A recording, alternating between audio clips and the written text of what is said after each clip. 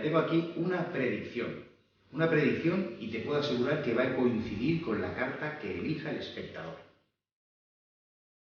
Como esto es una demo, vamos a hacer que el espectador elija una carta, la que sea, por ejemplo esta, le voy a dejar aquí. Para que todo el mundo vea bien la carta que es, la enseño, le voy a dejar aquí. Y ahora cojo mi predicción y os voy a hacer el juego, aquí en la mesa. Bien, de lo que se trata es de que mi predicción coincida con la carta. Y vamos a intentarlo y verás cómo sí que sale. No puedo fallar, no puedo fallar. Tengo aquí unas cartas, y las puedo sacar. Y la cuestión es, yo no sé qué carta es, pero creo que una de estas puede ser. ¿No? Bueno, dame una segunda oportunidad. ¿Puede ser una de estas?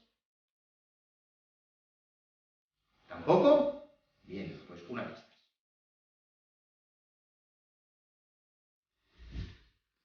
Tampoco. Bueno, de lo que se trata es que yo he dicho que en estas cartas está mi predicción y tiene que coincidir con la carta que el espectador escogió. Vamos a ver.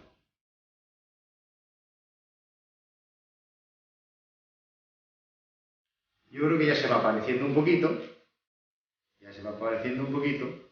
precisamente a la carta que el espectador